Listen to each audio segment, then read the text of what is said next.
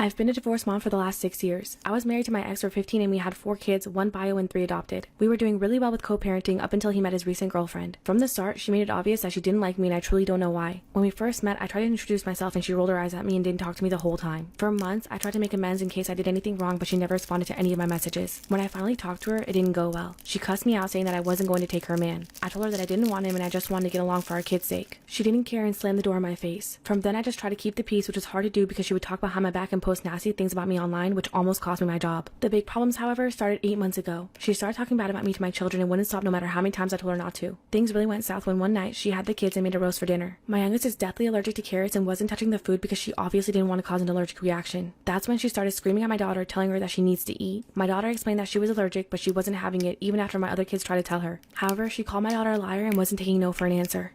After my daughter explained to my ex's new girlfriend that she's deathly allergic to carrots and that's why she's not eating her food, the girlfriend goes nuts. She accuses my daughter of lying even though my 3 other children back up my daughter about being allergic. She tells my daughter that she's going to sit there until she eats everything on the plate. Obviously, she didn't eat it and had to sit at the table, awake until school the next morning. When my ex's girlfriend came to the kitchen, she saw the uneaten food and my daughter who had fallen asleep at the kitchen table. She wakes her up by violently grabbing her arm and starts whipping her with a belt. Later that day, I picked up my kids from school and saw that my daughter was covered in bruises on her legs and her arms and she was half awake. I was furious when my kids explained what had happened. I don't hit my children and my youngest 3 were adopted out of abusive households, so I was terrified how this affected them. Aside from that, she had no right to put her hands on my children. I went to their house and argued with them for 2 hours. My ex has always agreed with me on this subject, but suddenly his stance changed and he told me that I was being dramatic. I left and took them to court. I won and she's not allowed near my children at all. However, this has now started drama within our family and friends. They're now engaged, so technically she would now be their stepmom. People are telling me to drop the restraining order and make amends because they're family now, but I don't know. I want to keep my kids safe. Should I give her a second chance? This is why you should always double check your Uber's license plate. I was at my friend's apartment who lived in a really rough part of town. That night I had gotten super twisted and was partying it up with friends until 4 in the morning. For some reason, instead of staying the night like I normally would, I decided to Uber back to my own apartment. My friend's apartment had 2 separate entrances and exits to the building. One in the back unlit parking lot and one facing the street. They also had 2 sets of keys for each door and I only had the keys to the back of the apartment. My Uber was obviously going to arrive to the street, so I exited that way and the front door locked behind me. I'm a small, petite female in my early 20s and I can hardly stand upright. I propped myself up against the street lamp and waited for my Uber. I checked to see what car I was getting picked up and all I could make out was that it was a black sedan. Soon after stepping outside, a black sedan pulls up to the curb and the window rolls down. I could instantly feel like something was wrong. He had an expression like he was tearing me apart with his eyes. After seeing that look, I knew what it felt like to be prey. He basically barks at me that he's my Uber driver. This was a red flag because usually the Uber driver would confirm my name. I asked him, "What's my name?" He's immediately enraged and starts screaming about how he doesn't have effing time for this and just to get in the effing car. I've never sobered up faster in my life. This is when I quickly checked the license plate and it wasn't a match. My boyfriend's girl best friend was always overly flirty with him and would stake her claim on him through passive-aggressive comments. I brought it up once in a cool-like manner and he just replied that she's like that with everyone. I let it slide because I didn't want to come off as insecure and he never gave me a reason to think anything. However, she threw him a surprise party a week before his actual birthday and didn't tell me or invite me. He was confused as to why I wasn't there and she told him that I didn't like his friends and refused to attend. He called me while he was there to drunkenly express how sad he was about my behavior. I could hear his best friend in the background cackling and yelling at him not to give me any more attention and that I'm a horrible girlfriend. The next day, I tried calling him but it went straight to voicemail. All the texts went to green and I was sure he blocked me. I talked to his sister, who was coincidentally also not invited to the party because his best friend doesn't like her, and she explained everything to my boyfriend from my point of view. However, his best friend swore that she invited us and it must have been some kind of accident. After that day, he started acting really distant towards me. I asked him if anything happened between him and his best friend and he said no. He said he loved me and understood that it was an accident. 2 weeks later, he was still distant and he sits me down to say it's over after 2 years. I calmly asked him if it was because of his best friend, to which he replied yes.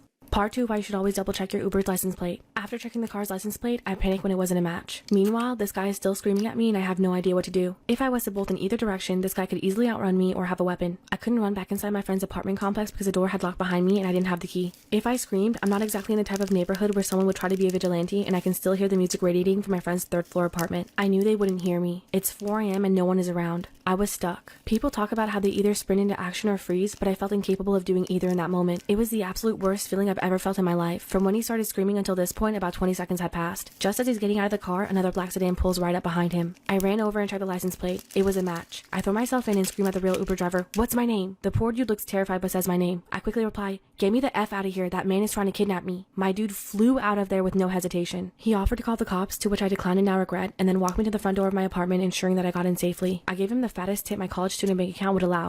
Part 2 of my boyfriend leaving me for his girl best friend. When my boyfriend told me that he was ending things after 2 years, I asked him if it was because of his girl best friend and he said yes. He promised nothing physical happened between them while we were dating, but he had developed feelings for her. He said it just happened. I said that they've been friends for 10 years, so why didn't they date before? He replied that he never thought of her romantically until a few weeks ago. Afterwards, she made it very public that I'm a loser and she won. She also says she was thankful that their friend group won't have to deal with my toxic behavior anymore. I didn't care about this because her actions just showed how low she was. I actually bumped into a few of his friends at the bar a couple weeks after the breakup. They mentioned how they and several other friends were bummed that we broke up because they thought I was sweet and loved having me around. I could tell that they were being genuine. 3 weeks after our breakup, I received a text from a random number. It was my ex. He said he missed me and ended things with his best friend. He asked if we could talk over coffee and hopefully reconcile. He said, I didn't realize how much I'd missed you and now know you're the one for me. I'm so sorry for everything that's happened in this last month. You deserve better and I'm hoping that we can meet up and move past it. I'm fuming he's asking to get back together after screwing his bestie and getting clarity that she's not the one he wants.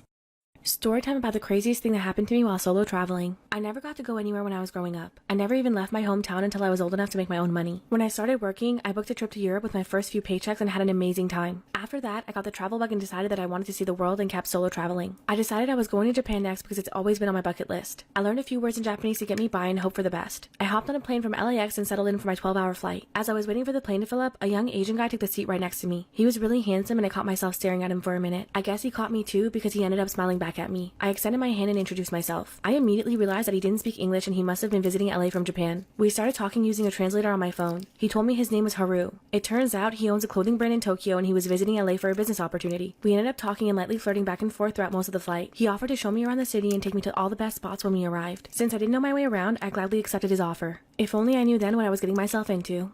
Part 2 of the craziest thing that happened to me while solo traveling. After a long but surprisingly fun flight, Haru and I arrived in Tokyo. He helped me find my bags and get me to my ride. We exchanged phone numbers and planned to meet up the next day. I couldn't wait to see him again and explore the city with a cute local. As soon as I met back up with Haru, I knew instantly that this man was well off. He picked me up in a flashy car and told me that he was taking me to his favorite restaurant in the city. I could tell that he was trying to impress me and it was working. After we ate, he took me to some of the touristy places in Tokyo that I wanted to see, as well as some of the obscure local favorites he wanted to show me. It was challenging communicating using only a translator on my phone, but also kind of fun and we made it work. I ended up seeing him every day I was in the city. By the second week, I was staying at his place instead of my hotel. Haru even convinced me to reschedule my flight and stay in the city at his place for an extra 2 weeks. By the end of the trip, he asked me to be his girlfriend and of course I said yes. I definitely wasn't expecting to fall in love when I planned my trip to Tokyo, but here we are. Fast forward 3 years later and we're still together and happy. If you're planning to book that trip you've been dreaming about, just do it. You never know what you might miss out on. I just found out that my daughter is engaged and getting married to a man who is 20 years older than her. She's 19 and he's almost 40. Apparently, she's been seeing this man for the last 6 months and recently announced their engagement. I am in disbelief. What makes it worse is that she had confided in my sister, her aunt, about this when she first started seeing this guy. My sister encouraged her to do what makes her happy and basically pushed her into this relationship. Now she swears up and down that he's the love of her life and they're meant to be. She just told me about the relationship 2 weeks ago because she said she knew her father and I wouldn't be okay with it and was afraid of my reaction. She wanted me to meet her future husband before she introduced him to the rest of the family, so she invited me to brunch with them. When I arrived, I could instantly tell that this man knew what he was doing. I can't fathom what a 19-year-old and a 40-year-old have in common. I know this man is well off from the way he spoke about work. I could feel my teeth grate every time he put his hand on my daughter's lap and it made me extremely uncomfortable to see them affectionate towards each other. Throughout the entire brunch, I was biting my tongue. However, when he mentioned that he wanted to purchase a house in another state for them to start a family soon after the wedding, I lost it. Things got extremely heated from here.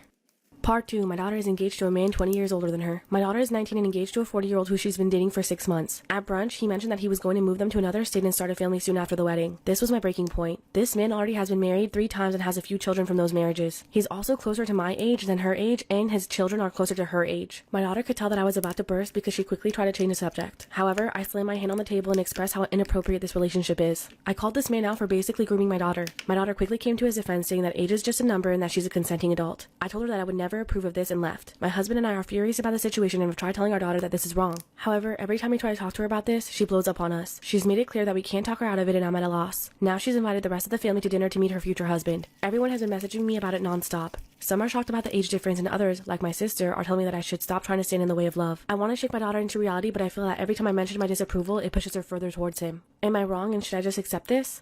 Storytime about how my dad let me get kidnapped when I was 4 years old. I'll start by saying that I have a terrible biological father. He has been a shady person all of my life and constantly caused me to get a lot of grief. When I was 4, my parents split up. My mother and I moved states and they agreed that I would visit my dad during the school holidays for a week. This one particular time I had been with him for a few days. I was playing outside with my cousin at a nearby park. A car pulled up and I recognized the man as one of my dad's friends. He called me over and without thinking, I ran over to him and left my cousin at the park. He asked me if I could show him where my dad lived and I agreed and got in his car. I gave directions and didn't notice at all that he wasn't following them correctly. correctly. Looking back, I didn't really know the way anyhow. After way too long, I didn't realize that we were getting closer to the city, which was far away from my dad's. We pulled up to a house that I didn't recognize, and the man told me to wait in the car. For some reason, I wasn't scared at all. He eventually took me inside, and I definitely started to feel unsafe then. I mainly remember two girls passed out with their tops off and a much older man filling them up everywhere. I made eye contact with him, and it made me sick to my stomach. At this point, I knew I was in a bad situation. This is when a lady took me to the bedroom.